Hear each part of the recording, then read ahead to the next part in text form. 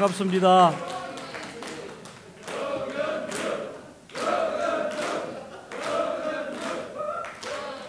이거 선거법 위반입니다.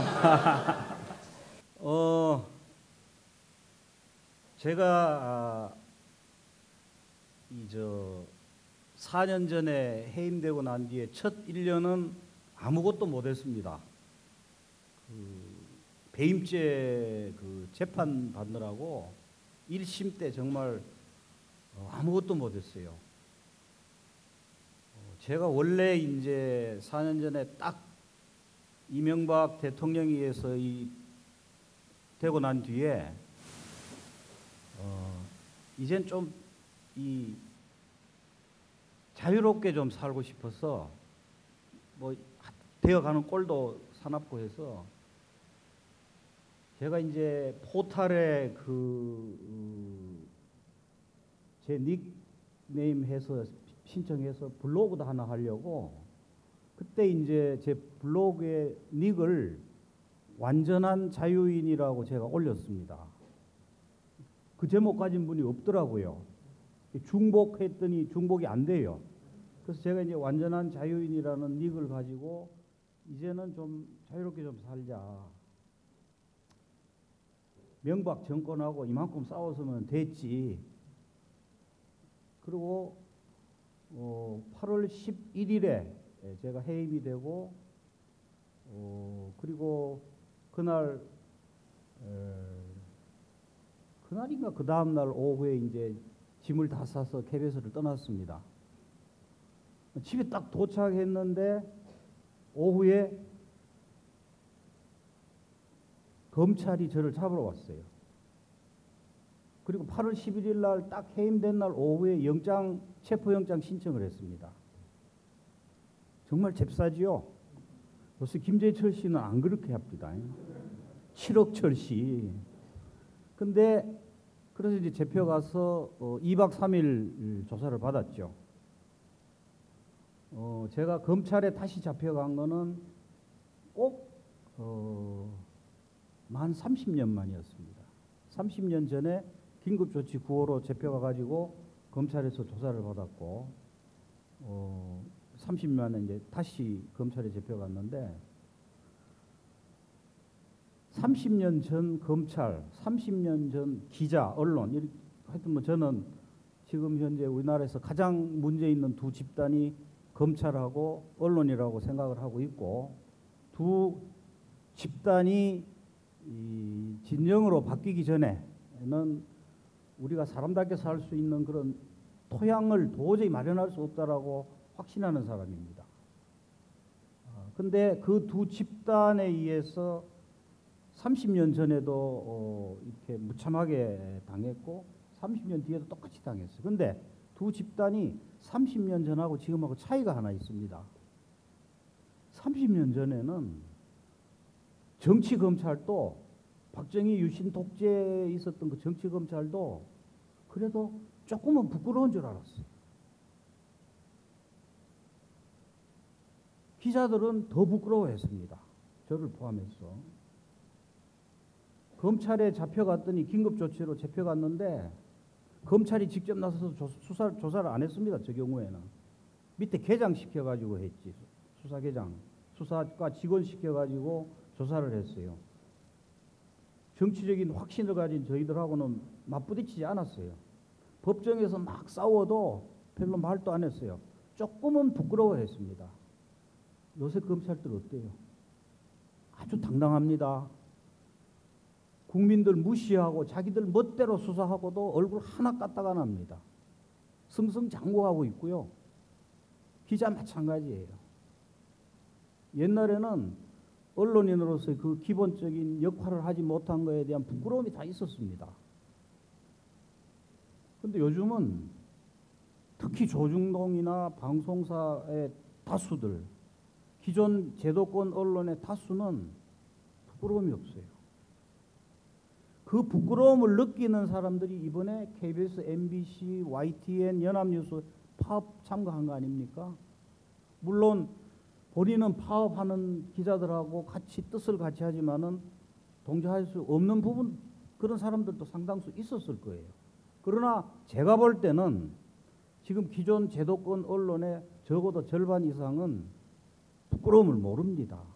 당당하게 이 수구 세력들하고 같은 가치를 가지고 있고 그런 쪽에서 생각을 하고 그렇게 기사를 씁니다. 제가 이제 검찰 언론 이야기를 시작하면서 30년 전과 지금 그리고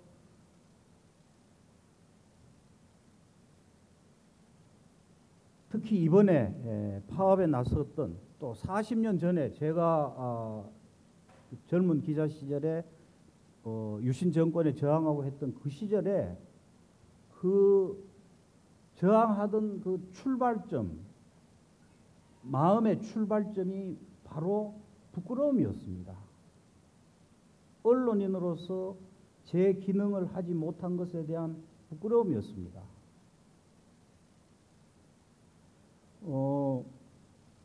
제가 올해로 이 언론에 발을 딛고 또 평생 언론 하나 가슴에 품고 살아온 지 42년이 됩니다. 제가 1970년에 동아일보에 입사해서 기자 생활을 시작했거든요. 물론 그 전에 대학 다닐 때 대학신문에 있었습니다만 그건 뭐 그냥 학창 시절의 한 부분으로서 그냥 한 것이고 하나의 직업으로서 내 평생의 업으로 생각하고 시작한 언론인 생활은 1970년에 동아일보 기자로 시작을 했습니다. 근데 그때 저희 입사를 하면은 보통 바로 1년 선배들이 참 이쁘다 그러면서 술 많이 사주잖아요. 대학도 그렇고 직장도 그렇습니다. 자기 밑에 하나 1년 후배 막말로 똘마니 하나 들어오는 게 얼마나 기분 좋습니까? 이제 나는 막내 신세를 벗어나고 물심부름 안 해도 되고 밑에 부려먹을 직원이 후배가 생겼잖아요. 그래서 저희 1년 선배가 동아일보 1년 선배가 저희들 들어왔다고 이쁘다고 술 많이 사줬어요. 막걸리 많이 마셨습니다. 그때는 또 통행금지가 있을 때니까 초저녁에 막 집중적으로 마십니다. 11시 반이면 집에 가야 되니까. 근데 그때 막걸리라는 것이 요새는 참 막걸리 좋습니다. 그리고 각 지역마다 특색 있게 정말 쌀로 빚은 온갖 참 좋은 막걸리 많은데 그때는 지금처럼 저장 시설이 안 좋았기 때문에 부패하지 말라고 거기에다가 방부제 이 화학 많이 집어넣었어요. 카바이트. 그래서 기억나실 거예요. 막걸리를 이렇게 따르면은 그 위에 막 바삭바삭 이 화학 물질이 카바이트가 튀는 게 보여요. 막 초저녁부터 막 집중적으로 마시면은 일찍 취하죠. 그 다음날 아침에 하루 종일 막 패이고 그리고 그날 저녁에 또 마시고 집중적으로. 근데 그때 내 선배들이 그랬어요. 처음에는 막 이뻐 죽는 거예요. 잘 들어왔다. 그때 요새 대학에 가서 강의를 하면은 제가 동아일보 그때 기자 했다 그러면은 이 젊은 아이들이 가끔 그 질문을 해요. 그 후진 신문에 왜 들어갔어요? 그때는 1등 신문이었습니다.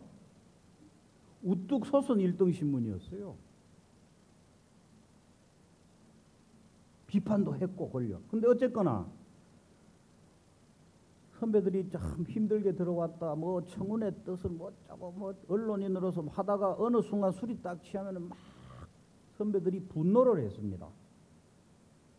책상을 치고 그래서 우리 보고 그랬어요.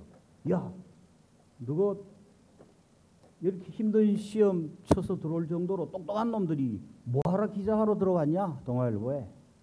막 분노하고 그랬습니다.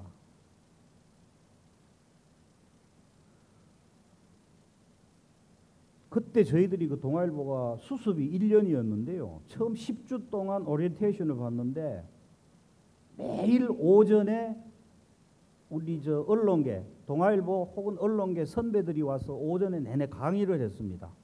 강의하고 기사 쓰는 법 가르쳐주고 자기 경험담 이야기하고 지금도 아주 생생합니다. 송건호 선배님께서 그때 동아일보 논설위원 하셔서 들어와가지고 저희들한테 뭐 가르쳐 주시고, 김중배 선배가 그때 사회부장이었는데 들어와서 이야기해 주시고, 뭐 정치분, 뭐 부장, 차장, 선배들이 계속 와서 자기들 경험담 이야기해 주고 뭐 그렇게 했어요. 근데 꼭 끝날 때쯤, 떠날 때 이렇게 주섬주섬 떠날 때쯤 돼가지고, 야, 그건 그렇고 너들 왜 들어왔냐?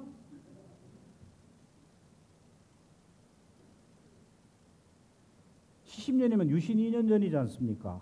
암흑시대거든요. 언론이 제 기능 하나도 못했습니다. 그러니 제 기능 하나도 못하는 그 언론사에 무엇하러 들어왔느냐라고 질문을 할 수밖에. 70년에 제가 동아일보 입사하던 해에 제 삶에 아주 살아가는데 아주 큰 영향을 많이 주신 큰 스승이 몇 분 계시는데, 그 중에 한 분이 함석헌 선생님이십니다. 함석헌 선생님이 1970년에 CR의 소리를 창간하셨습니다. 그 창간회에 이런 구절이 나옵니다. 그 구절이, 그때 창간회에서 읽는 그 구절이 그 당시 제 머리와 가슴에 꽉 들어왔습니다. 지금도 꽉 남아서 여기 남아 있습니다. 이렇게 되어 있습니다. 그렇게 생각할 때 참 미운 것이 신문입니다. 제가 인용하는 겁니다. 함석헌 선생님이 이때 70년에 말씀하신 신문은 언론을 통칭하는 겁니다. 그때 70년에는 뭐 방송이 지금처럼 영향력이 있을 때도 아니고, 인터넷 있던 것도 아니고, SNS도 없었고, 그저 언론 하면은 신문이었어요. 신문이 여론을 형성하는 가장 핵심적인 역할을 했고, 언론의 주된 통로였습니다. 그렇게 생각할 때 참 미운 것이 신문입니다. 신문이 무엇입니까? CR의 눈이요, 귀요, 입입니다. 옛날 예수, 석가, 공자가 썼던 자리에 오늘날은 신문이 써 있습니다. 오늘의 종교는 신문입니다. 그렇게 이야기하셨어요. 함석헌 선생님. 옛날 예수, 석가, 공자가 썼던 자리, 오늘의 종교와 같다고 했던 그 언론이 참 밉다 그랬어요. 예수, 석가, 공자, 종교 뭡니까? 진실을 알려주고 진리를 찾고, 그래서 우리가 희망을 갖는 거 아닙니까? 종교, 같이 고통을 나누고 사랑하고 그런 거 아닙니까? 근데 그 언론이 1970년에 함석헌 선생님께서 참 밉다 그랬어요. 너놈들 정말 밉다 그랬어요. 함석헌 선생님이 왜 그 언론이 그렇게 밉다고 하셨겠어요? 내 1년 선배들이 후배 들어왔다고 그렇게 좋아하면서도 왜 그렇게 분노했을까요? 우리 오리엔테이션 할 때 그 많은 선배들이 들어와서 우리한테 앞으로 이런저런 언론인이 되라고 이야기하면서도 끝에 가서는 야, 너들 왜 들어왔냐, 왜 그랬겠어요? 그때 언론이 제 역할 전혀 못했거든요. 그럼 언론이 제 역할을 하는 건 뭐냐? 이 이야기를 들으면 여러분들이 지금 우리 이 언론, 대한민국 언론, 되어가고 있는 언론이 어떤지 한번 이렇게 비교해서 되새겨 보세요. 제가 첫 언론인 생활 시작했던 42년 전과 지금하고 한번 비교해 보세요. 언론 핵심 기능이 두 개입니다. 상식적인, 아주 상식적인 거예요. 언론 그러면은 마땅히 해야 할 가장 기본적인 기능, 존재 이유 딱 두 가지예요. 다 여러분들 아시는 거예요. 있는 거 그대로 전하는 게 가장 핵심 아닙니까? 벌어지고 있는 사실들 그냥 그대로 전달하는 거, 그거를 왜곡하거나 요만한 거를 이만큼 튀기거나 있는 거를 없다고 무시하거나 없는 걸 만들어서 내거나 이거 언론 아니죠. 이거는 찌라시입니다. 광고 홍보물 찌라시는 그렇잖아요. 자기들 상품 이거 선전하려고 예를 들면은 뭐 칙차라 그럽시다.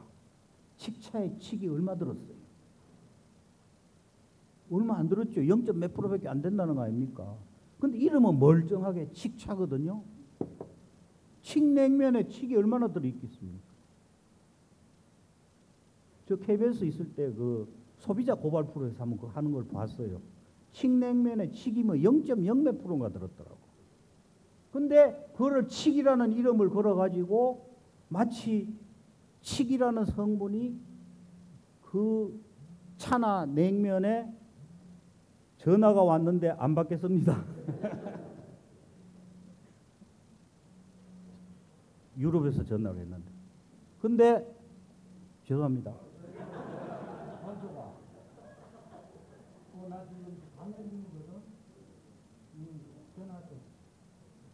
아주 사랑하는 후배인데 안 받을 수가 없어요. 근데 광고는 그렇게 하지 않습니까? 0. 몇 프로밖에 안 들었는데 이게 그게 100%인 것처럼 광고를 하고 튀기고 과장하고 하잖아요. 광고니까 우리가 그러려니 하잖아요. 그러니까 과장하고 튀기고 왜곡하고 있는 거 없다 그러고 없는 거 있다 그러는 거 그거 광고 찌라시니까 우리가 괜찮다. 근데 지금 우리 언론의 대부분 조중동 말할 필요 없고 방송 말할 필요 없고 대부분의 언론 있는 거 없다 그러고요. 그렇잖아요. BBK, 4대강, FTA 뭐 온갖 중요한 뭐 비리 뭐 온갖 터져도 제대로 보도 안 하면은 이거는 식차 아닙니까? 있는 거 보도 안 하고 그럼 이거 찌라시거든요. 사실 보도 그 쉬운 것 같은데 무지하게 어렵습니다. 제정신 똑바로 차리지 않으면은 힘듭니다. 제가 20대 젊은 기자 시절에는 유신 독재 정권, 박정희 군부 독재가 그걸 아예 못하게 막았어요. 기사 조금이라도 눈에 거슬린 거 있으면 무조건 데려다가 두드려 패고 그때 참 기자들 많이 맞았습니다. 정보부 끌려와서 걸핏하면 두드려 맞았어요. 제 선배는 차관 문제점 도입한다 그래서 차관 릅복 이사 썼다가 가서 두드려 맞았어요. 편집국의 중앙정보부 직원이 한때는 상주하다시피 했습니다. 그 다음에는 상주할 필요가 없게 됐어요. 왜? 전화 하나면 다 끝나니까. 그 다음에는 전화를 안 해도 돼요. 왜? 알아서 기니까. 자기 검열입니다. 자기 검열은 언론인 영혼의 죽음입니다. 언론인 아닙니다, 이거. 자기 검열을 일단 하기 시작하면은.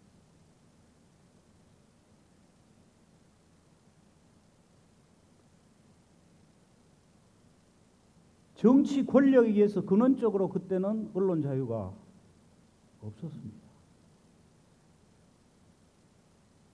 제가 3년차 기자, 이 이야기 제가 많이 했기 때문에 아시는 분 많을 거예요. 제가 3년차 기자 때 73년 유신 1년 뒤에 그때 대학가에서 기적처럼 데모가 시작됐습니다. 가을에. 유신의 그 천홍성 같은 체제에 그 여린 몸을 가진 대학생들이 그 무시무시한 유신이라는 바위 덩어리에 계란을 던지기 시작했어요. 던지면 무조건 깨지지요. 무조건 잡혀가고 제적당하고 감옥에 가고 강제 징집돼가지고 특전사 끌려가고 끌려가신 분은 알잖아요, 여러분들. 그렇게 참혹하게 깨지면서도 대학가에서 시위가 있었어요. 근데 언론에서 거의 보도 안 했습니다. 당시에 소위 개발 독재가 진행되면서 노동자들이 아주 처참하게 그 인간의 기본 권리가 박탈당할 때인데 그렇게 짓밟혀도 그 사람들의 호소 어디든 들리지가 않았어요. 원폭 모방, 동일방직, 청계 피복 노조 그렇게 피투성이 나게 싸워도 언론에서 한 줄도 보도를 안 했습니다. 적어도 인간의 기본 인권, 민주화, 공해 이런 문제와 관련해서 요만해라도 눈에 거슬리는 기사 나가면은 무조건 잡혀가서 두드러 맞았어요. 3년차 때 이제 대학가에서 기적처럼 데모가 열렸습니다. 근데 기사는 못 나갔어요. 그런데도 취재는 갑니다. 속칭 취재는 갑니다. 가서 성명서도 구하고 구호 외치면은 그것도 받아 적고 기사는 쓰는 대신 안에 가서 정보 보고합니다. 오늘 몇 월 며칠 몇 시에 어느 대학에서 몇 명이 모여서 데모했다. 구호는 이런 거 외쳤다. 박정희 뭐 물러나라. 유신 독재 철폐해라 뭐 이런 거. 그 다음에 몇 명이 잡혀갔다. 그래서 취재 현장을 다니기는 했습니다. 기사는 못 쓰고. 제 모교에서 그날 또 데모가 있었어요. 조금 늦게 갔더니 후배들이 데모를 끝내고 도서관에서 농성 중이었습니다. 농성장 앞에 의자를 전부 쌓아놓고 있었습니다. 늘 하던 대로 가서 야 성명서 한 장 다오. 오늘 구호 뭐 외쳤니? 늦게 갔으니까. 몇 명 잡혀갔냐? 그래서 그런 이야기도 좀 듣고 성명서 얻으려고 그 농성장에 들어갔더니 아이들은 저 안에서 막 소리 구호 외치고 있는데 그 앞에는 의자로 이렇게 바리케이트가 쳐 있어요. 팻말이 하나 붙어 있었습니다. 개와 기자는 접근 금지.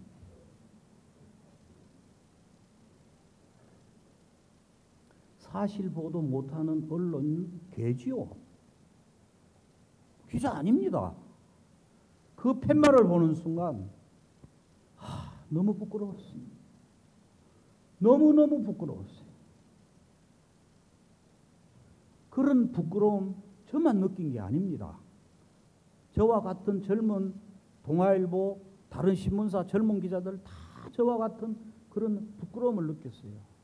그리고 그런 부끄러움이 끝내는 분노가 되고 그래서 모이기 시작을 했고 그래서 이듬해 가을에 동아일보에서 언론 자유언론 실천선언하고 제작 거부 들어가고 싸워서 매일 잃어버린 언론 자유 하나하나 찾아왔습니다.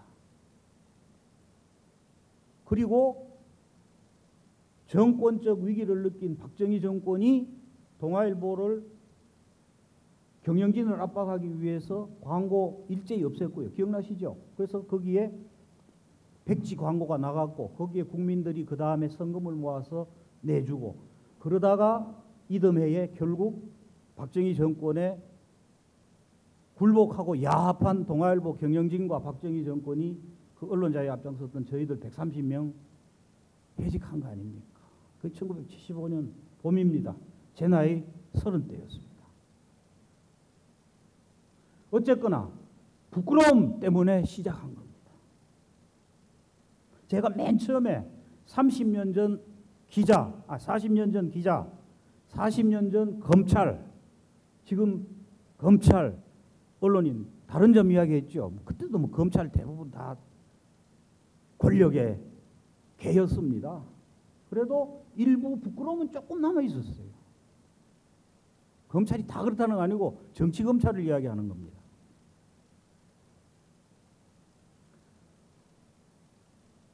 지금 KBS, MBC 뭐 그밖에 YTN 연합에서 계속 파업했지 않습니까?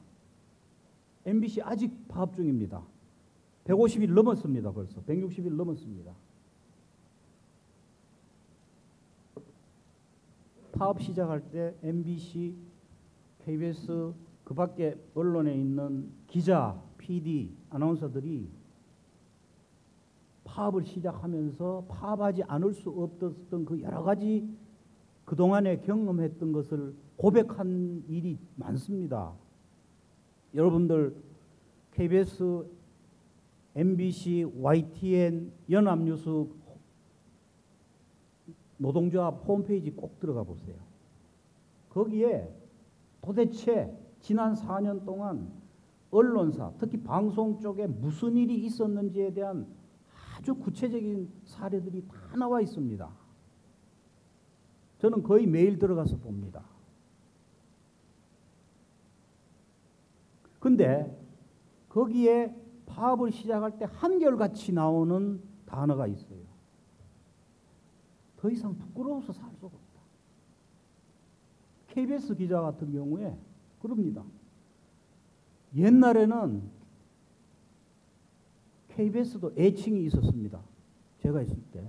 MBC는 마봉춘이라 그랬고 KBS는 고봉순이라 그랬어요. 지금은 김비서라 그래요. 자기들이 김비서 집단이 된 거에 대해서 너무 부끄럽다는 거예요. 자기들이 언론인으로서 마땅히 해야 하는 사실 보도를 하지 못한 것이 너무나도 부끄럽다는 거예요. 마땅히 보도해야 할 사회 정치적으로 아주 중요한 뉴스들을 9시 뉴스에서 보도하지 못하고 엉뚱하게 말랑말랑한 뉴스만 나가는 그 방송에 몸담고 있는 것이 부끄럽다는 거예요. 예를 하나 들겠습니다.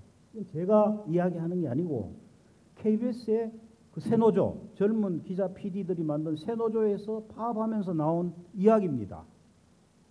내곡동 사건 아시죠? 제가 배임죄 전문입니다. 병도 그 자기가 앓고 있는 병에 대해서는 의사보다 많이 압니다. 저는 척추 수술을 3번 했는데요.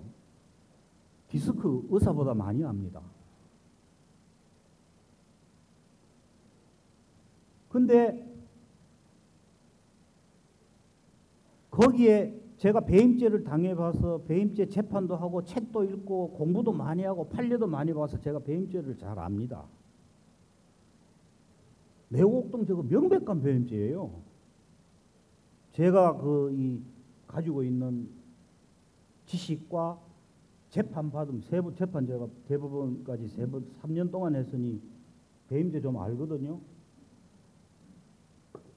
근데 그 내곡동 사건이 작년 서울시장 보궐선거 할 때 이제 시사인에서 폭로를 했지 않습니까? 근데 보통 언론사에서 주요한 뉴스가 사건이 발생하면은 이거는 그냥 기본 아니에요? 현장에 먼저 뛰어가 보는 거. 기본이죠. 내곡동에 가서 우선에 터를 봐야 됩니다. 몇 필지나 되는지, 장소는 얼마나 좋은지, 그 다음에 옛날에 음식점 했다는 집이 어떻게 생겼는지, 그 음식점 주인은 어디로 갔는지, 복덕방에서는 이 일대에 있는 땅을 어떻게 평가하고 시세는 얼마쯤 하는지, 그거를 청와대에서는 살 때 돈을 얼마를 줬는지 그거 다 조사해보면 나오거든요. 현장에 먼저 보내는 것이 가장 1차적이고 가장 기본적인 거 아닙니까? 근데 KBS 기자들이 파업 들어가면서 내놓은 자료를 보니까 내곡동 사건 터졌을 때 현장에 아무도 안 보냈다는 겁니다. 사건 현장에. 대신 내곡동 뉴스는 어떻게 처리됐느냐? 청와대 해명 중심으로 나갔다는 거예요. 그러니까 KBS 9시 뉴스를 본 사람들은 내곡동 사건의 실체보다는 그 사건에 대한 청와대 해명만 듣고 넘어간 거예요. 일방적인 정보죠. 언론의 ABC를 무시한 거죠. 그래서 KBS 파업 들어간 기자들 고백에 따르면 내곡동, 예를 들면 내곡동 같은 거는 그렇게 처리하면서 KBS 9시 뉴스에 주로 나가는 메이저 뉴스가 뭐냐? 지리산 반달곰이 두 번째 새끼를 낳았다.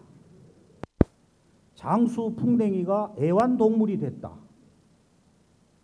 이런 동물의 뉴스가 메이저 뉴스가 돼서 나간다는 거예요. 요새 제가 이 뉴스를 유심히 모니터를 해보면요. 방송에서 가장 쉽게 사회적인 큰 이슈를 이렇게 묻어버리는 새로운 형태의 왜곡하는 수법은 간단합니다. 민감한, 정치 사회적으로 민감한 뉴스를 묻어버리는 가장 좋은 쉬운 방법은 특히 YTN이나 이렇게 24시간 뉴스하는 경우에는 대강 이렇게 나갑니다. 근데 KBS나 MBC처럼 하루에 메인 뉴스 딱 한 번 저녁에 할 때는 주요 뉴스들을 묻어버리는 가장 유력한 방법이 엉뚱한 뉴스 보내는 거예요. 예를 들면 동물 뉴스, 사건 사고 뉴스, 날씨 뉴스입니다. 뭐 요새 가무니까 좀 날씨 뉴스 좀 나가긴 나가죠. 근데 작년, 재작년 좀 더울 때 보면요. 저녁에 9시 뉴스 틀면은 처음 15분 내지 20분이 덥다, 덥다, 덥답니다. 거창 나오시오 뭐 해서 또 거창 이야기는 합천 전국 최고 뭐 나오는 합천 나오라 그러고 해운대 뭐 맨날 불러요. 해운대 현장 나오시오. 날씨로 15분 20분 덥고 사건 뉴스 나가고 그 다음에 동물 뉴스 나가고 어쩌고 하면은 가장 민감한 뉴스 나갈 시간이 없어요. 그렇게 덮어버립니다. 그래도 어쩔 수 없이 아주 중요한 뉴스를 내보내야 할 경우는 단신으로 처리하거나 저 뒤에 아니면은 지방 뉴스 나갈 때 그 안에 집어넣어버려요. 여러분들 아마 그렇게까지는 잘 모르실 텐데 KBS 9시 뉴스 보면은 9시 반쯤 되면은 그 자막 오른쪽에 9시 뉴스라고 딱 뜹니다. 그게 뭘 시그널이냐면은 요 다음에는 지방에 있는 방송사들이 로컬 뉴스를 넣으시오라는 시간이에요. 그럼 서울에 있는 분들은 본사에서 나가는 뉴스를 보지만은 지방에 있는 분들은 그 뉴스 못 봅니다. 로컬 뉴스가 대신 나가거든요. 그 시간에 살짝 깝니다. 교묘한 방식으로 중요한 뉴스들을 다 지금은 새로운 형태의 왜곡입니다. 조중동은 아주 자신 있게 하잖아요. 아예 중요한 뉴스 안 해버리고 무시해버리고 BBK 4대강 없어요. 요새 저 언론사에 아주 재밌는 논쟁 하나 벌어진 거 아십니까? 사이비 언론 그 논쟁 모르시죠? 동아하고 조선에서 최근에 그 포탈을 아주 나무라는 기사가 많이 났습니다. 포탈에서 그저 개나 또나 뭐 뭔가 언론들을 전부 다 이른바 자기들처럼 메이저 언론하고 똑같이 해주니까 거기에서 아주 자극적인 사이비 기사를 많이 써서 자기들 언론이 피해를 보고 있고 메이저 언론이 피해를 보고 있고 사이비 언론들 문제 많다 해가지고 막 사이비 지금 논쟁이 벌어졌는데 어젠가 오늘인가 머니투데이라는 그 경제지 인터넷에 있는 어느 부장이 야 너거는 사이비 아니냐? 라고 해서 지금 논쟁이 시작이 됐어요. 근데 시간이 없으니까 그 포탈의 역할이나 이런 건 뭐 다음 기회로 이야기를 드리고요. 어쨌거나 지금 제가 볼 때는 우리나라 제도권 언론의 90% 제도권 언론입니다. 제도권 언론 조중동 말할 필요 없고 정권 친위대에 의해서 장악된 방송 말할 필요 없고 뭐 지금 MBC 보면 여러분 잘 아실 거고 그 다음에 경제지는 철저하게 자본과 강자의 편입니다. 여러분들 경제지에서 파업이나 김진숙 선생 작년에 고공행진할 때 그 관련된 뉴스 보신 적 있어요? 그러니까 제도권 언론의 90%가 수구 보수적인 세력과 같은 세계관을 가진 그런 것 내용이잖아요. 90% 쏠려 있습니다. 그 이야기 조금 더 드리기 전에 그러면은 언론의 또 다른 기능은 뭐냐? 첫 번째가 사실보도. 그거 왜곡하고 하는 것이 과거에는 정치 권력에 의해서 근원적으로 박탈이 됐는데 지금은 아주 교묘한 방식으로 많이 왜곡되고 있고 또 적극적으로 합니다. 많은 제도권 언론들이. 두 번째 핵심 기능은 권력과 강자에 대해서 감시하고 비판하고 견제하는 겁니다. 바로 함석헌 선생님이 말씀하신 CR의 눈과 귀와 입이 되어야 한다는 그겁니다. people, 시민, 백성, 강자가 아닌 일반 시민 편에서 강자들을 감시하고 비판하고 견제해야 하는 것이 언론의 또 다른 기능입니다. 왜? 그렇게 하지 않으면은 강자 혹은 권력은 원천적으로 탐욕스러운 집단이기 때문에 더 많은 권력을 갖고 더 많은 부를 갖고 더 많은 것을 갖기 위해서 결국 부패하기 마련이거든요. 견제하지 않으면은 자기들 논리대로만 가거든요. 그래서 그거를 언론이 CR의 눈이요 귀요 입인 언론이 옛날 예수석과 공자가 서 있었던 그 자리에 있는 언론이 종교와도 같이 신성한 언론이 바로 CR을 대신해서 CR의 편에서 감시하고 비판하고 견제해야 하는 거 아닙니까?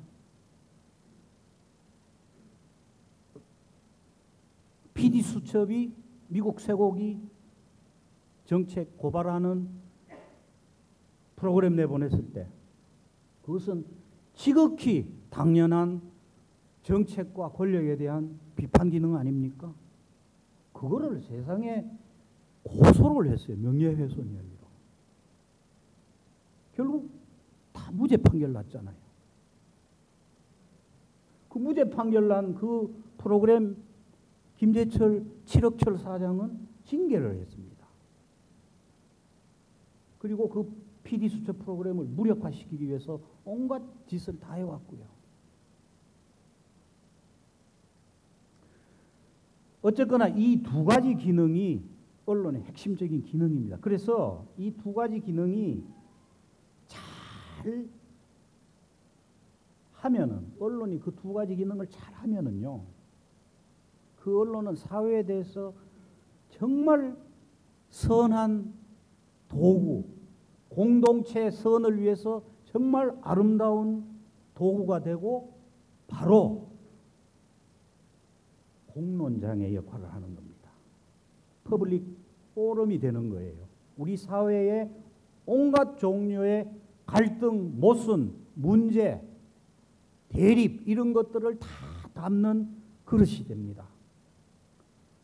내 생각만 옳다, 상대방 내하고 생각 나쁜 놈은 무조건 잘라버린다. 김재동도 자르고 김미화도 자르고 윤도현도 날려버리고 이런 게 아니고 생각 좀 다르더라도 우리 같이 가자. 그런 이야기들을 다 담아가지고 같이 아파하고 그러면서 서로 지혜를 모아서 이야기하고 같이 아파하고 그러면은 답이 나오지 않습니까? 작년에 김진숙 선생이 영도 그 높은 크레인에서 혼자 그렇게 처절하게 외롭게 싸울 때 만약에 과거처럼 언론이 다 무시하고 제도권 언론 90%처럼 다 무시를 하고 그것이 전혀 사회에 알려지지 않았다면은 혼자서 그렇게 외롭게 싸우다가 아마 아무 소리 없이 사라졌어요. 근데 옛날하고 지금 다른 것은 이제는 제3의 매체들이 있습니다. 제도권 언론이 아니라 제3의 매체가 많습니다. 인터넷도 있고요. SNS도 있고요. 낙곰수도 있고 팟캐스트도 있고 이제는 여기에서 여러분들이 조금만 노력하면은 세상 돌아가는 것이 어떤가를 알 수 있는 정보들이 사방에 있습니다. 그래서 같이 공유한 거 아니에요? 같이 아파한 거 아닙니까? 희망버스 타고 같이 가서 아파하고 같이 공론장에 끄집어내서 같이 괴로워하고 답을 찾고 그래서 100점, 90점짜리는 아니더라도 한 80점짜리 답은 나왔지 않습니까? 아직 해결은 안 됐지만 같이 아파하는 거거든요. 언론이 사실 보도와 강자와 권력에 대한 감시 비판 견제 기능을 하면은 이렇게 선한 도구가 됩니다. 공동체를 위해서. 공론의 장이 되고요. 근데 그렇게 하지 못할 경우 바로 지금 우리나라 언론 90%처럼 권력의 앞제비가 되어버리는 겁니다. 이 권력의 앞제비라는 것은 사실은 정확한 건 아니에요. 권력의 요원들이 되는 겁니다. 이 표현은 제가 하는 게 아니고 미국의 인디애나 대학의 허버트 알처리라는 교수가 있습니다. 미디어 전공인데 이 양반이 원래 기자를 했어요. 기자 생활을 20년 하다가 언론학자가 돼가지고 언론 관련 책을 많이 썼는데 그 책 중에 하나 제목이 Agents of Power입니다. 권력의 에이전트가 됐다는 거예요. 언론이 사실보도와 권력에 대한 감시 비판 기능을 다 함으로써 사회적인 공론장의 역할을 하는 게 아니고 권력에 봉사하는 권력의 이익과 권력 편에 서서 그들과 함께 대리인이 되는 권력의 요원이 되는 에이전트라는 단어 뭐 여러분들 요새 미국 수사물 텔레비에서 많이 보면은 I am FBI 에이전트 하면은 FBI 요원이잖아요. 그죠? CIA 에이전트 하면 CIA 요원이잖아요. 권력의 요원이 됐습니다. 언론이 권력의 요원이 되면 안 되잖아요. 감시해야 되는 워치독이 거기에 가서 앞제비 노릇하면서 꼬리치면 안 되잖아요. 근데 우리나라 언론의 90%는 수구 기득권 세력의 요원이에요. 제가 볼 때는. 정치 권력뿐만 아니라 자본 권력의 요원이에요. 상업주의 센세이셔널리즘의 요원이에요. CR, 일반 백성, 가난하고 사회적 약자의 편에 서서 권력의 균형을 만들어주고 우리 사회의 많은 문제들을 담는 공론의 장이 아니라 이 사회의 강자, 이 사회의 힘센 자들 내 편에 서서 거기에서 그 자들의 에이전트 노릇하고 있지 않습니까 지금? 정치 권력이 앞제비 되어 있지 않아요 지금?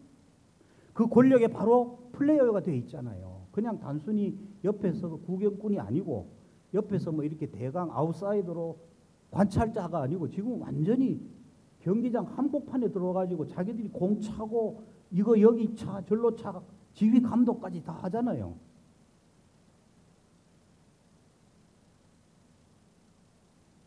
지금은 그래서 제도권 언론의 그 세력만 놓고 보면은 축구 경기장이 이렇게 기울어져 있어요. 압도적으로 수구 보수 세력한테 유리합니다. 그렇죠? 90%니까. 수구 보수 쪽에서 새누리당에서 조중동에서 재벌 쪽에서 친일 세력 쪽에서 과거 군부 독재 권력 쪽에서 공 한번 뻥 차면은 이쪽에 와서 골이 돼버려요. 언론 조건이 이렇게 돼 있습니다. 민주개혁 진보 쪽에서는 공을 뻥뻥 차도 여기 가다가 또르르 굴러떨어져요. 안 그렇습니까?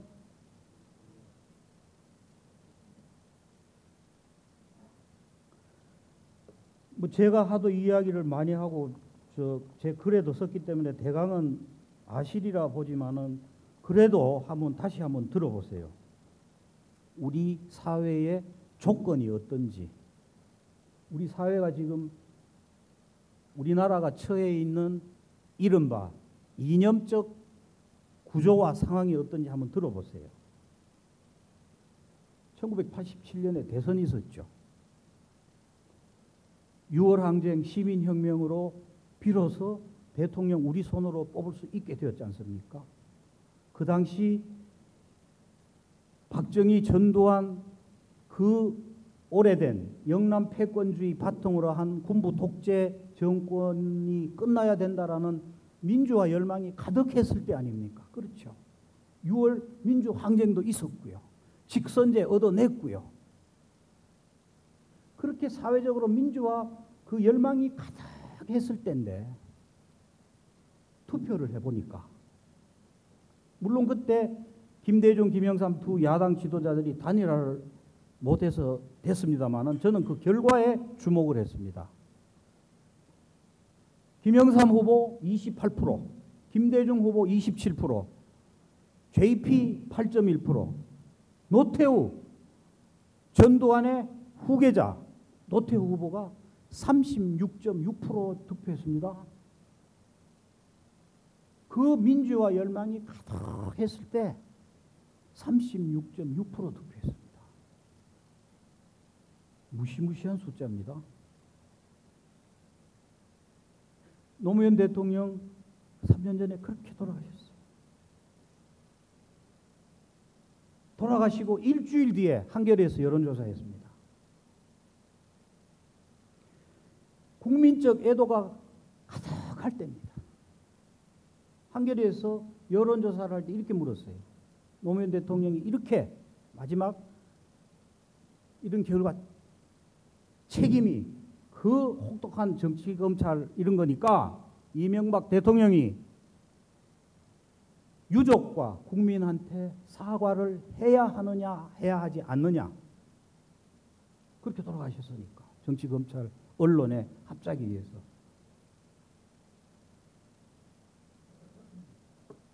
사과해야 된다. 55.9%. 사과할 필요 없다. 37.5% 나왔습니다. 일주일 뒤입니다. 37.5% 나왔습니다. 아까 민주화 열망이 가득할 때 노태우 후보 36.6%, 37%. 노무현 대통령 돌아가시고 일주일 뒤에 사과할 필요 없다. 37.5%. 우리 사회에서 항상 일정한 형태의 세계관과 가치관, 행태를 보이는 패턴을 제가 지금 말씀드리는 겁니다. 미국산 쇠고기 때문에 촛불 있었지 않습니까? 촛불 집회. 1년 뒤에 물었어요. 당신은 아직도 미국산 쇠고기에 대해서 불안감을 느낍니까? 느끼지 않습니까? 1년 뒤에 나는 미국산 쇠고기가 아직도 불안하다. 56.1%. 미국산 쇠고기 아무 문제 없다. 싸고 맛있다. 38.1%. 한명숙 총리 1차 사건 아시죠? 그 곽영욱 사장이 왜 그 의자 위에 5만 달러 두고 나왔다는 사건. 아, 그러면은 의자를 기소해야지 왜 한 총리 기소하느냐. 그 사건. 얼마나 정말 정치 검찰의 수사가 무리했느냐를 상징적으로 보여주는 사건 중에 하나잖아요. 재배임죄하고 다 몇 개가. 그래서 경향신문에서 여론조사했어요. 한 총리 이 1차 사건 검찰 수사 문제 있다 없다 물었더니 문제 있다 51%, 문제 없다 37.7% 나왔어요. 최근에 지난 총선 직전에 YTN에서 야권연대에 대한 평가를 묻는 여론조사했습니다. 그 야권연대 성사되고 난 직후에 야, 이 야권연대 잘 됐냐 잘못됐냐. 잘 됐다고 생각하는 분들은 정말 이 민주개혁 진보 세력이 좀 야권연대가 돼서 많이 됐으면 좋겠다라고 하는 생각을 가진 분이셨을 거고, 야, 그거 왜 해, 이 나쁜 놈들 하는 거는 누군지 뻔히 아시죠. 야권연대 잘 됐다 42.6%, 야권연대 잘못됐다 37%. 무섭습니다. 37%, 8% 무섭습니다. 제가 언제부터 37, 8%에 관심을 갖기 시작했는지 아세요? KBS에 있을 때요. 그때 여론조사 많이 했습니다. 지금 정연주 사장 체제의 KBS 좌편향됐다. 37, 8%꼭 나왔습니다.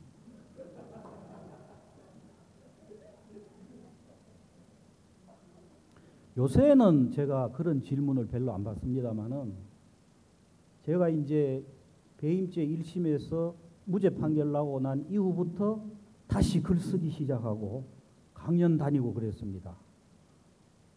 지금도 글 열심히 쓰고 있습니다. 한겨레 신문 칼럼 3주에 한 번씩 쓰고요. 오마이뉴스 2주마다 한 번 쓰는데 이게 막 돌아서면 마감이 돌아와서 아주 힘들어요. 강연 많이 다닙니다. 근데 요새는 그런 질문이 안 나오는데 한 1년 반 전쯤만 해도 참 많이 받았던 질문이 있어요. 끝나고 나는데 뭐 질문 없으세요? 그러면 은근히 용감하게 손을 들어. 정 사장님 뭐 경제학까지 공부하셔서 사회과학은 좀 아실 텐데 도대체 이명박 대통령 지지율이 어떻게 44, 5%가 나옵니까? 라고 물었어요. 많이 물었어요. 그 제가 꼭 다시 물었습니다. 그게 높다는 뜻입니까? 낮다는 뜻입니까? 여러분들은 그게 높다고 생각하세요? 낮다고 생각하세요? 높아요? 저는 낮다고 생각합니다. 왜? 두 가지 요인을 한번 생각해 보세요. 제도권 언론의 90%가 같은 편입니다. 맨날 똑같은 그런 소위 프로파간다가 계속 쏟아집니다. 세계 금융위기가 나고 난 이후에 가장 금융위기를 잘 극복했고 경제적으로 부사태평 아닙니까? 4대강 얼마나 훌륭한 사업입니까? 어마어마한 무슨 물통을 만들어 가지고 뭐 가뭄 걱정 뭐 없다는 거 아닙니까? 그런 언론이 90%인 조건에서 게다가 우리 사회에 여러 가지 생각이 다른 사람들의 이 세력들이 있는데 이 37, 8% 뭐라고 불러도 좋습니다. 여러분들이 뭐 예를 들면 뭐 수꼴이라고 불러도 좋고 뭐라고 불러도 제가 볼 때는 그냥 평범하게 수구 보수라 그럽시다. 더 정확하게는 수구 기득권 세력입니다. 친일 세력. 남북 대결을 원하는 냉전 세력. 박정희, 전두환, 노태우 이 군부 독재 시절에서 많은 이익을 누렸던 집단. 재벌 집단. 조중동 세력과 그 가치관을 가진 세력. 이 합쳐가지고 그 핵심이 주변에 있는 게 아니라 코어가 37, 8% 우리 사회에서 가장 많은 세력입니다. 단일 세력으로. 게다가 이 37, 8%는 시멘트보다도 강고합니다. 응집력은 말도 못합니다. 그러니 거기에 약간만 얹으면은 순식간에 44, 5%, 6%, 7%, 8% 나옵니다. 그게 우리 조건입니다. 우리가 처해 있는 조건입니다. 근데 그 반대편은 어때요? 반대편에 있는 예를 들면 민주, 개혁, 진보, 무슨 뭐 리버럴 이쪽 세력은 보면은 전부 지가 제일 잘났잖아. 흩어져서 모래알처럼 붙어가지고 서로 막 그러잖아요. 이쪽은 단단 뭉쳐 있어요. 그러니 이런 조건에서 아니 대통령 지지율이 44, 5%밖에 안 나와? 한 60% 나오는 게 정상이잖아요. 안 그렇습니까? 언론 조건만 놓고 생각을 해도. 그래서 저는 참 낮게 나온 겁니다. 그랬어요. 미국은요. 대통령 지지율이 40% 밑으로 떨어지면 이미 대통령 역할을 효과적으로 할 수 없는 상태라고 봅니다. 제가 미국에 한 18년 있어 봐서 아는데 44, 5% 그렇게 높은 거 아니에요. MBC 전직 사장 둘이서 경쟁했던 강원도 도지사 선거 최문순 전 사장이 어처구니가 없다라고 이야기 자주 하던 어처구니 없는 MBC 엄기영 전 사장한테 51대 49로 됐습니다. 그때 강릉에서 펜션에서 불법 선거한다고 불법 콜센터 운영하고 했는 사건이 터지고 TV 토론하는데 어마어마하게 사장이 어망어망하게 해가지고 그냥 완전히 표 다 잃고 했음에도 불구하고 51대 49. 참 그게 우리 현실입니다. 답답하죠? 이제 희망 이야기할게요. 희망은 이런 언론 조건에도 불구하고 이제 과거에는 상상도 할 수 없었던 일들이 이제 일어나기 시작을 하고 있습니다. 불과 몇 해 전에는 우리가 상상도 못하던 겁니다. 그게 무슨 소리냐? 특히 디지털 혁명이 일어나서 이 새로운 아주 정말 새로운 형태의 미디어들이 많이 생기게 나고 있잖아요. 뭐 낙꼼수다, 뭐 뉴스타파다, 낙곱살이다, 뭐 이슈를 털어주는 남자다, 뭐 이 팟캐스트하고 뭐 새로운 형태가 많이 생기고 있잖아요. 근데 이 이전의 아날로그 시대에는 언론을 하나 하기 위해서는 어마어마한 자본이 들어갔습니다. 그러니까 어마어마한 대자본이 없으면 언론이라는 것은 꿈도 못 꿨어요. 그렇지 않습니까? 신문사도 말할 필요도 없고 방송은 신문하고는 비교가 안 되는 돈이 들어갑니다. 오늘 뭐 제가 시간이 없어서 그 어마한 돈을 투자한 종편이 어떻게 될 것이냐 운명에 대해서는 뭐 오늘은 깊이 이야기하고 단적으로 이야기하면 참 좋은 소식이 많지요. 종편을. 근데 어쨌거나 과거에는 아날로그 시대에는 어마어마한 자본이 없고는 언론을 못했습니다. 그러니까 제3의 이 people, CR의 입장에서 언론을 하나 한다는 것은 상상을 못했습니다. 함석헌 선생님 CR의 소리, 제가 존경하는 민중신학자 안병무 박사님이 하셨던 현존이라는 그 잡지 3,000부씩 나갔어요. 많이 나가야 5,000부 나가.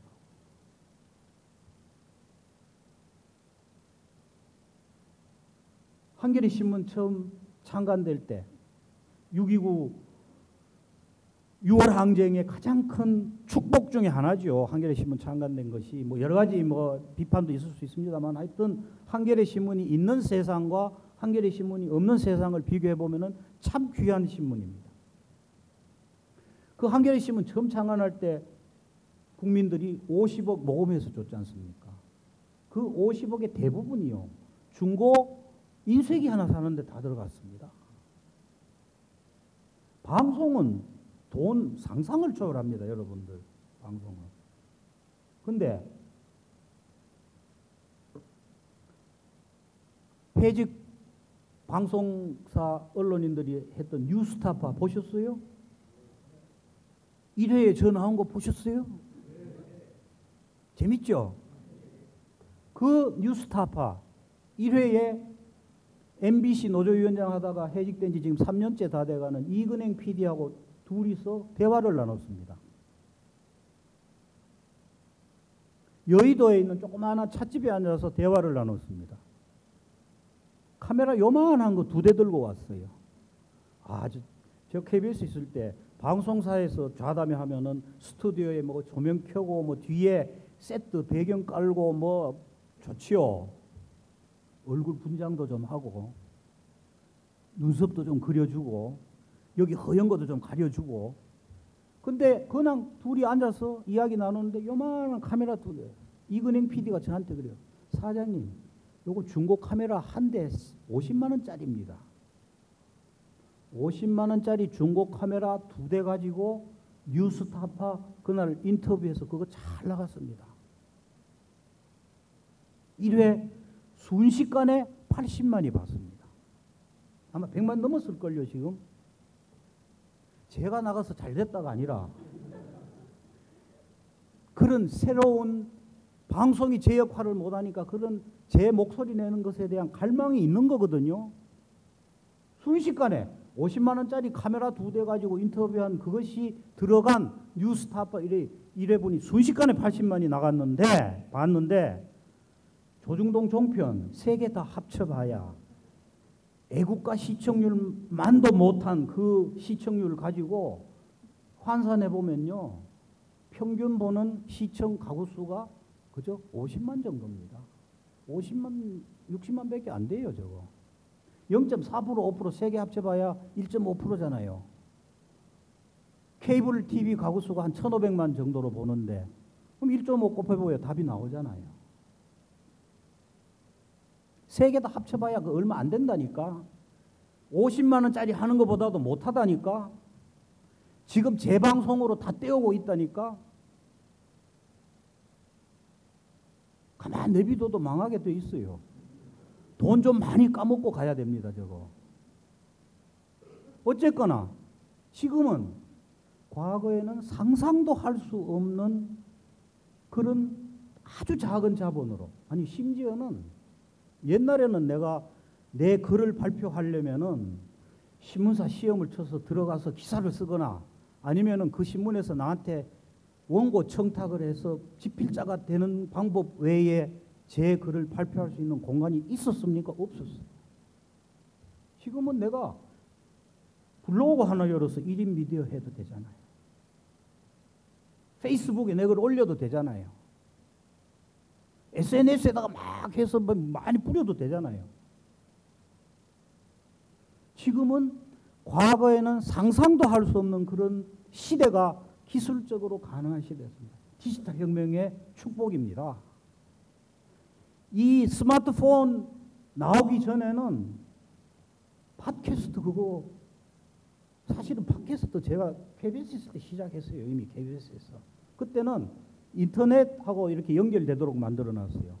근데 그건 일일이 와서 인터넷 켜놓고 음악 들으면서 해야 되는데 이거는 버스 타고 다녀도 되고 아무 데서나 되잖아요. 상상을 초월한 혁명이 생겨버렸습니다. 그래서 기존 제도권 언론하고 아직은 완전 맞짱은 못 뜨더라도 적어도 맞짱을 뜰 수 있는 기술적 조건은 돼 있는 거 아닙니까? 게다가 지금 뭐 오늘 내가 시간이 없어서 자세히 말씀을 못 드리는데 전 세계적인 추세가 신문은 망해가는 비즈니스입니다. 신문은 망하게 돼 있어요. 왜냐? 가장 큰 이유는 원가의 37, 8%가 그것도 37, 8%인데 종이값이에요. 종이값. 인건비까지 합치면은 거의 고정 비용이 7, 80% 들어갑니다. 게다가 우리나라는 신문 구독료 수입은 쥐꼬리만 하고 광고 수입이 80% 이상이거든요. 광고 시장이 굉장히 다변화되고 있거든요. 케이블로 옮겨가고 뉴미디어로 옮겨가고 저 이미 KBS 사장할 때 지상파 방송 광고분이 해마다 1,000억씩 줄어들었습니다. 처음에 사장 갔을 때 2003년에 지상파 광고 시장 규모가 한 2조 한 5천억 됐어요. 해마다 1,000억, 1,500억씩 쭉쭉 빠져나갑니다. 뉴미디어 쪽으로 가요. 케이블 쪽으로, 인터넷 쪽으로, 뉴미디어 쪽으로 쭉쭉 빠져나갑니다. 신문도 지금 쭉쭉 빠져나가요. 그러니까 광고 시장 좁아들지요. 종이값 유지 못하죠. 외국은요, 신문사 문 닫는 게 지금 부지기수입니다. 미국은 몇 해 전에 통계를 보니까 기자 수가 급격히 줄어들고 있어요. 문 닫는 신문 뭐 엄청 늘어나고 있고. 왜? 공짜로 보는 인터넷 매체가 사방에 깔려 있는데 왜 돈 내고 보겠어요? 제가 하여튼 지금은 신문은 망하게 되어 있습니다.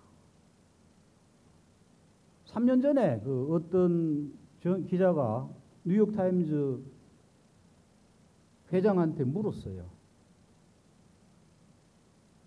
당신은 2015년에도 여전히 뉴욕타임즈를 프린트할 걸로 예상하느냐? 2015년에도. 그랬더니 I really don't know. 모른다 그랬어요. 지금 인터넷 쪽으로 자꾸 비중을 두고 있거든요. 왜? 신문을 찍으면 찍을수록 손해니까. 조중동 부수 지금 떨어지고 있어요. 영어로 이야기하면은 운명이 it's doomed. 망하게 생겼어요. 그러니까 저렇게 무리해서 종편한 거 아닙니까? 그렇게 무리를 해서 온갖 무리와 악수와 꼼수를 다 써서 시작한 게 종편 아닙니까? 망하는 게 뻔히 보이니까 자기들. 신문 비즈니스가 답이 안 보이니까. 그래서 이 뉴미디어가 아주 싼 조건으로 시작할 수 있다는 것이 지금 우리한테 참 큰 희망입니다. 제가 여러분들 아마 지금도 그 프로 좋아하실 텐데 KBS에 걸어서 세계 속으로라는 여행 프로 있죠.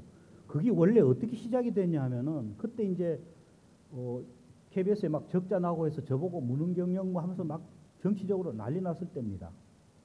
그러니까 내부적으로 이 예산 절감 하면서 프로그램 좀 돈 적게 들고 한번 해보자. 그전에는 가령 무슨 다큐멘터리 하나 하려고 그러면은 카메라 큰 거 들고 가고 작가도 따라가고 뭐 그 다음에 뭐 PD 가고 뭐 여러 명이 한데 움직이는데 이거는 PD가 그냥 6mm HD 카메라 하나 달랑 들고 혼자 가서 취재하는 거예요. 돈 거의 안 들어요. 별로. 그전에 비해서. 이제는 그런 것이 가능한 시대가 된 겁니다. 특히 요새 20대, 30대들은요. 이 디지털 기술이 아주 몸에 익숙한 세대가 돼서 잘합니다. 순식간에 프로그램 하나 만듭니다. 그래서 유튜브에 올리면 되는 거잖아요. 뉴스타파 그냥 유튜브에 올리면 되는 거잖아요. 그래서 이 뉴미디어가 기술적으로 가능한 것이 됐다는 것이 저는 우리 시대의 가장 큰 희망이라고 보고 있습니다. 희망의 근원이라고 봅니다. 그래서 이거를 그 뉴미디어의 힘이 확대될 수 있도록 여러분들이 적극적으로 그런 쪽에 역할을 좀 하는 것. 같이 예를 들면은 뉴스타파든 이런 제3의 새로운 매체 보기 운동 같이 좀 하시고 거기에서 제대로 된 뉴스도 접하고 파업 중일 때 KBS 새노조에서 만든 리셋 KBS 9시 뉴스, MBC 제대로 된 뉴스 데스크 뭐 이런 거 열심히 봐주시고 그래서 그것들이 힘을 갖도록 같이 어떤 사회적 캠페인을 하는 이런 것들이 우리 시민들이 해야 할 몫이 아닌가. 시민 주권의 역할이 아닌가. 깨어있지 않으면 안 됩니다. 함석헌 선생님이요. 옛날부터 그 말씀을 해요. 깨어있는 백성이라야 나라가 산다 그랬어요. 노무현 대통령께서 깨어있는 시민 계속 강조하셨잖아요. 이 세상 바뀌는 게요. 무슨 정권 바뀌었다 그래서 하루아침에 새까닥 바뀌는 거 아닙니다. 특히 언론 문제는 무슨 마법 같은 게 있어서 단칼에 해결하는 거 없습니다. 신문은 제가 좀 바꾸는 법 알아요. 사실 국민의 정부, 참여정부 때 그거 못한 거 참 아쉽습니다. 저는. 뭔지 아세요? 참여정부 때 정치개혁하기 위해서 정치자금법 이렇게 바꾸면서 선거에 돈 선거하면은 돈 준 사람은 무조건 자격을 없게 했을 뿐만이 아니고 돈 받은 사람한테도 50배 벌금 물게 했죠. 페널티 50배 물게 했죠. 신문 자전거 주고 현금 주고 하는 신문 그거 공정거래법 위반이거든요. 법 위반이에요. 그거 벌금 50배 물리면 됐습니다. 저는 그거 그때 강력히 주장했습니다. 정치자금법 그래서 많이 깨끗해졌거든요. 페널티를 세게 해야 됩니다. 간단하게 50배만 매기면 됩니다. 정치자금법하고 똑같이. 자전거 주다가 걸리면은 자전거 값에 50배 페널티 매기면 되는 거예요. 받은 사람도 50배, 준 사람도 50배. 안 받을걸? 근데 왜 그럼 못하느냐? 우리나라 이 경제관료들 요새 보세요. 옛날에 총리하던 사람이 요새 어디 가 있는지. 참여정부 때 총리하던 한아무개 지금 어디 가 있어요? 윤아무개 어디 가 있어요? 이 사람들은 정권 바뀌고 난 뒤를 먼저 생각해요. 자기 미래를 먼저 생각해요. 편하게 살라고. 그러니까 자기 손에 아무것도 안 묻히려고 그래. 신문법 개정할 때도 참여정부 때 다 죽여버려. 국회에서도 다 죽여버리고. 워낙 로비를 세게 하니까. 그 간단합니다. 신문, 시장, 정화시키는 방법 간단해요. 정치자금법하고 똑같이 50배 벌금 매기면 되는 겁니다. 그런 불공정 거래하는 것들. 요새는 보니 현금 줍디다. 제 아파트 새로 저기 세곡동 이사 갔는데 현금 주려고 그래요. 야, 이거 50배 고발해야 되는데 이거.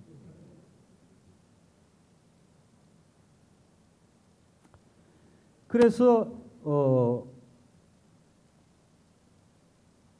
기존 매체를 제압하는 것도 필요하지만은 이렇게 새로운 쪽에 힘이 강해져서 그래서 균형을 맞춰주는 그 작업이 매우 중요하고요. 나머지 하나는 뭐 여러분들 잘 아시는 이야기지만은 제가 그 시간이 많이 져서 생략하겠습니다. 그냥 말씀드리면은 20, 30대 생각이 완전히 5, 60대하고 다릅니다. 아주 많이 다릅니다. 뭐 한 가지 예만 제가 들면은요, 20, 30대 생각이 얼마나 다른가를 보면은 그 아까 말씀드린 제가 그 PD 수첩 1차 무죄 판결 나고 난 뒤에 그때 이제 여론조사를 해봤어요. 당신이 만약에 판사라면은 PD 수첩 사건에 대해서 어떤 판결을 내리겠느냐. 그랬더니 50대 이상 무죄 판결 내리겠다. 40.6%. 그러니까 절반 이상이 이거는 유죄라고 보는 거죠. PD 수첩. 40대 61.7%가 무죄. 30대 65%, 20대 74.7%입니다. 다릅니다. 뭐 많습니다. 이런 자료는 뭐 여러분들도 많이 보셨을 거예요. 그동안 온갖 종류의 선거에서, 여론조사에서. 근데 이렇게 생각이 나라의 미래를 봤을 때 참 괜찮다 싶은 세대는 투표하는 날 투표장에를 안 가고 애인 손 붙잡고 놀러를 가요. 2002년 대선 때 노무현 대통령 당선되던 그 2002년 대선 때 보면은 전체 투표율이 70.8% 나왔어요. 70.8%.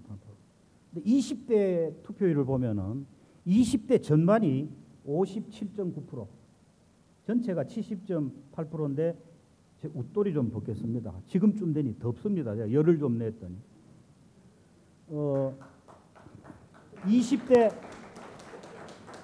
20대 전반이 투표율이 57.9%. 20대 후반은 더 열렬히 연애를 합니다. 투표율이 55.2%. 그러니까 평균 투표율보다 15%포인트 낮은 겁니다. 근데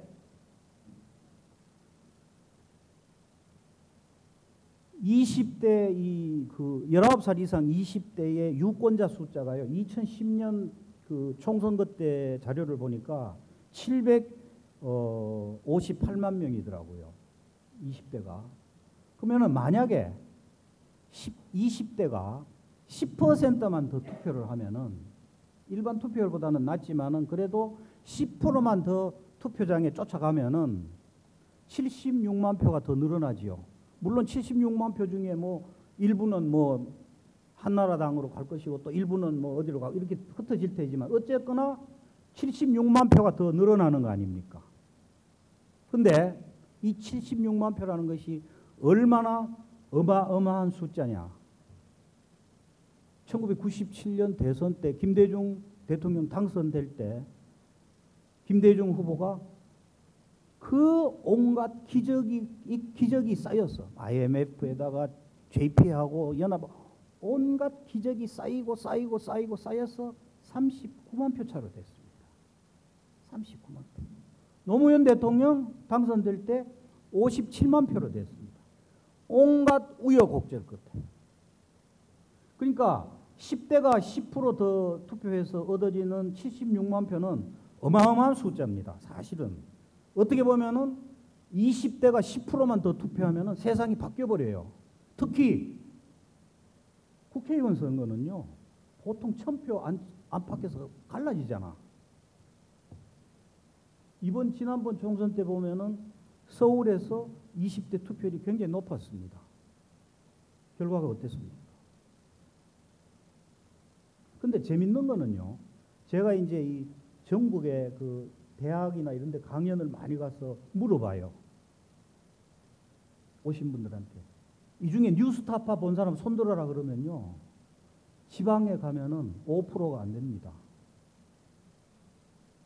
서울은 좀 많이 나와요. 그래서 이 미디어를 접하는 그것도 엄청나게 지금 비대칭입니다. 서울하고 수도권하고 지방하고 차이가 많습니다. 근데 이제 어쨌거나 이 20대, 30대는 그러면 왜 아버지 세대하고 생각이 다르겠느냐? 이게 우리 희망의 근거인데 뉴미디어와 이 20대, 30대가 여러 가지 설명이 가능하죠. 뭐 아버지 세대, 어머니 세대는 전쟁에 대한 어떤 더 많은 경험을 가지고 있고 가난에 대한 경험도 있고 이런 사회적인 역사적인 요인도 많을 테지만은 그냥 저는 언론인으로서 언론의 측면에서만 보면은 20, 30대는 쉽게 이야기해서 조중동 안 봅니다. 중요합니다. 매일 아침에 일어나서 맨날 그런 거 보면은 생각 바뀝니다. 그래서 이 20, 30대가 그래서 제가 이제 대학에 가서 강연할 때 그런 이야기를 많이 하죠. 만약에 여러분들이 진정으로 여러분들의 앞날을 위한 그런 사회적인 정치적인 토양을 원한다면은 선거날 뭐 지금 나와서 뭐 머리에 빨간띠 두르고 뭐 나를 따르라 뭐 짱돌 들고 이거 그런 게 요구하는 게 아니고 그냥 투표하는 날 가서 이렇게 찍어. 그럼 세상 바뀌는 거야. 여러분들이 주인이 되면 되는 거야. 많이 이야기하고 있습니다, 지금. 그런데도 예 해놓고는 또 돌아가서 안 가요. 그래서 꼭 가서 제가 숙제를 줍니다. 여러분들 잘 아시죠? 이 시민주권과 관련해서는 아주 좋은 미국의 Move On이라는 그 단체가 있어요. 아주 좋은 사례입니다. Move On이라는 미국 시민사회단체가 이 클린턴 탄핵 때 만들어진 그 시민사회단체인데 회원이 한 500만 명 되었습니다. 오바마 당선의 1등 공신이거든요. 아주 광범한 이 뿌리 조직을 가지고 있어요. 거기에서 낸 책 중에 하나가 나라 사랑하는 50가지 방법이라는 책이 있습니다. 50 Ways to Love Your Country라는 책. 그 책 내용을 보면 인터넷 들어가면 다 나옵니다. 한번 보세요. 그 50가지라는 것이 내 생활 주변에서 그냥 할 수 있는 것들이에요. 무슨 고담 줄론도 아니고 추상적인 것도 아니고 내 생활 주변에서 쉽게 할 수 있는 50가지를 모아놨어요. 그래서 저는 대학생들한테 가서 꼭 숙제를 주는 것이 당신네들 그 생기발랄한 20대 감각으로 나라 사랑하는 50가지 한번 만들어봐라. 선거날 투표장에 가는 방법 한번 만들어봐라. 숙제 주고 옵니다. 다음에 다시 가면 내 숙제 검사한다 그러거든요. 근데 다시 안 불러요. 숙제하기 싫으니까. 희망입니다. 희망의 근거. 그래서 우리 사회에 매우 강고한 수구 보수 세력이 분명히 엄존합니다. 무섭습니다. 잘 싸우려면은 그 반대쪽에 있는 민주개혁 진보 세력이 정말 잘해야 됩니다. 정말 잘해야 간신히 51대 49가 됩니다. 정말 잘해야. 그만큼 아주 엄혹한 상황에 있거든요. 그리고 이쪽이 더 긴 세월에서 정말 제대로 하려면은 아까 제가 말씀드린 그 두 가지 희망의 근거, 새로운 미디어에 대해서 더 많은 사람들이 접해서 할 수 있도록, 그 다음에 제도권 주류 언론 가운데 특히 조중동이나 이런 거는 뭐 안 변합니다. 중화시킬 수 있는 게 방송입니다. KBS, MBC가 제대로 중심을 쓰고 YTN이 제대로 중심을 써주면은 조중동 그 일방적인 거 중화시킬 수 있어요. 그래서 방송이 정말 중요합니다. 그래서 방송이 정치적으로 독립이 될 수 있도록 정말 시민적 압박이 필요한 거예요. 그러면은 진짜 길게 봐서 희망이 있고 그렇습니다. 시간이 많이 지났기 때문에 제 이야기 그냥 마지막으로 제 좋아하는 시 한 편 읽어드리고 제 이야기 접도록 하겠습니다. 제가 3년 전부터 끝나면은 강연 끝날 때 쭉 이 시를 늘 읽어드렸습니다. 그런데 최근에 문 아무개 어디 어디서 이름을 그렇게 써버렸어요. 도종환 시인의 담쟁이입니다. 저 정말 이 시에서 많은 힘을 얻습니다. 저것은 벽. 어쩔 수 없는 벽이라고 우리가 느낄 때 그때 담쟁이는 말없이 그 벽을 오른다. 물 한 방울 없고 씨앗 한 톨 살아남을 수 없는 저것은 절망의 벽이라고 말할 때 담쟁이는 서두르지 않고 앞으로 나아간다. 한 뼘이라도 꼭 여럿이 함께 손을 잡고 올라간다. 푸르게 절망을 다 덮을 때까지 바로 그 절망을 잡고 놓지 않는다. 저것은 넘을 수 없는 벽이라고 고개를 떨구고 있을 때 담쟁이 잎 하나는 담쟁이 잎 수천 개를 이끌고 결국 그 벽을 넘는다. 여러분께서 담쟁이 잎 수천 개 이끄는 담쟁이 잎 하나 되시기 바랍니다. 감사합니다.